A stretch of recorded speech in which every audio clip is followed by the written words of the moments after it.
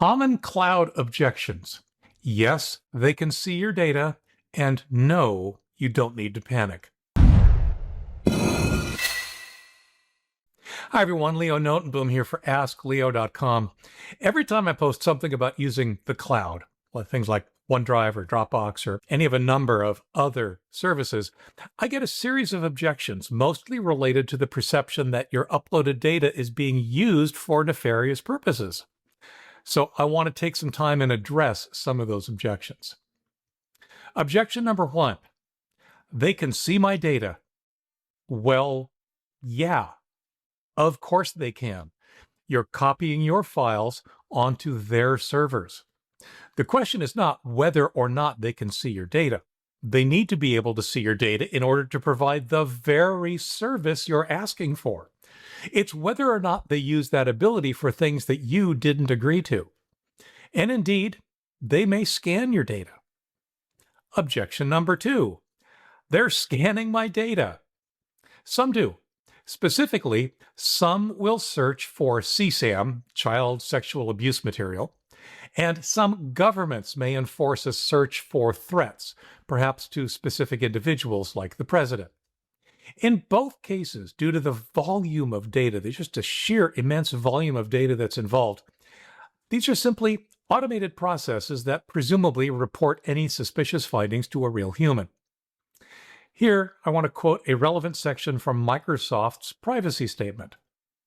For example, some of our products, such as Outlook.com or OneDrive, systematically scan content in an automated manner to identify suspected spam, viruses, abusive actions, or URLs that have been flagged as fraud, phishing, or malware links, and we reserve the right to block delivery of a communication or remove content if it violates our terms.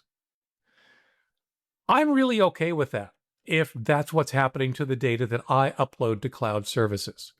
And of course, there are some very simple ways to avoid all of it if you feel the need to and still be able to use the cloud service. I'll talk about that more in just a second. Objection number three, cloud providers are claiming ownership of my files. No, they are not. The Microsoft Services Agreement is actually wonderfully explicit about this. Again, to quote, "We don't claim ownership of your content. Your content remains yours and you are responsible for it." Now, the objection usually results from misreading or misunderstanding other wording in a provider's terms of service. Again, to quote, "To the extent necessary to provide the services to you and others, to protect you and the services, and to improve Microsoft products and services, you grant to Microsoft a worldwide and royalty-free intellectual property license to use your content, for example, to make copies of, retain, transmit, reformat, display, and distribute via communication tools your content on the services." This does not grant Microsoft the right to do whatever it wants with your content. The wording is specific. To the extent necessary to provide the services. Microsoft needs to be able to copy your files around on their servers, back them up, and whatever else is required, again, specifically to provide the service you're using, the service you have asked for, and nothing else. Option number four, they're using my data to train their AI. This one's perhaps the most difficult to pin down. I ended up asking Claude to analyze both Microsoft's privacy statement and the Microsoft Services Agreement, both of which are massive documents. Here's what Claude had to say. Files just sitting in OneDrive? Not training data. The privacy statement describes OneDrive document handling as processing your documents so that you can retrieve, edit, forward, or delete them at your direction as part of our service. That sits under provide our products, not under model training. Storing a file doesn't feed it to a training pipeline. If there's controversy at all, it's that there's no simple and clear, "we don't use your data to train AI" statement that is equivalent to the "we don't claim ownership of your content" statement. Now, personally, Even if Microsoft is using my OneDrive documents to train their AI, I'm okay with it. Training does not mean they're copying my documents wholesale into some massive repository.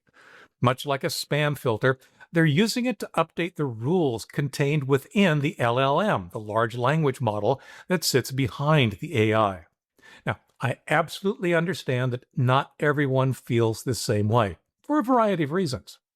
One of my biggest frustrations about all of these objections, besides the fact that they're simply wrong, is that it's so easy to sidestep them all and continue to use cloud storage. Encrypt.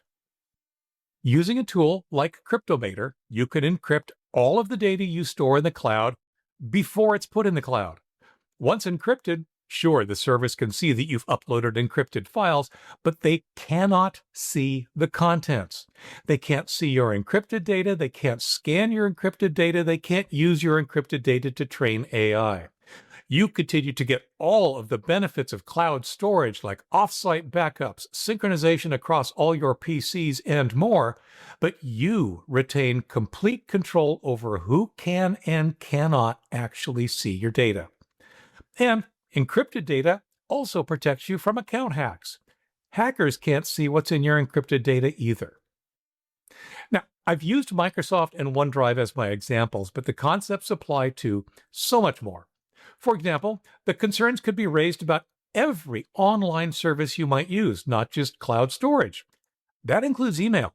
If you're using email from Microsoft or Google or Yahoo or any of 1,000 different providers, then all of the objections above could be raised, and all of my responses would still apply. And naturally, it applies to all the providers, not just Microsoft. Each will have its own privacy policy and terms of service, but by and large, most fall into the same situation. They're not using your data for all the things that some raise alarms about.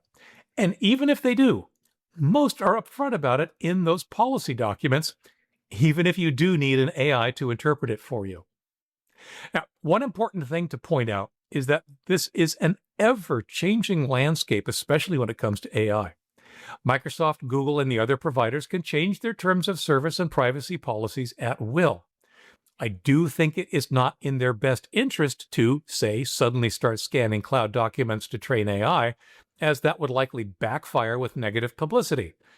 But that being said, all of these organizations have occasionally acted in ways that really do seem counter to their best interests at the time. One important caveat is that I've been talking about and looking at the consumer side of things. Businesses and large enterprises typically operate under a different set of terms and policies. All right, here's what to do. Use cloud storage or not. My goal here is not to convince you to use cloud storage services like OneDrive, Dropbox, Google Drive, or others. My goal is, rather, to make sure that you make your decision based on an accurate assessment of the risks applied to your specific situation. As you've seen, I feel many of the popular objections are simply wrong. Hopefully, with those objections clarified, you can make a decision that's right for you. As for me, you can guess, I'm all in on cloud storage. It's a cornerstone of how I operate. For updates, for comments, for links related to this topic and more, visit askleo.com/193269. I'm Leo Notenboom, still not an AI, and this is askleo.com. Thanks for watching.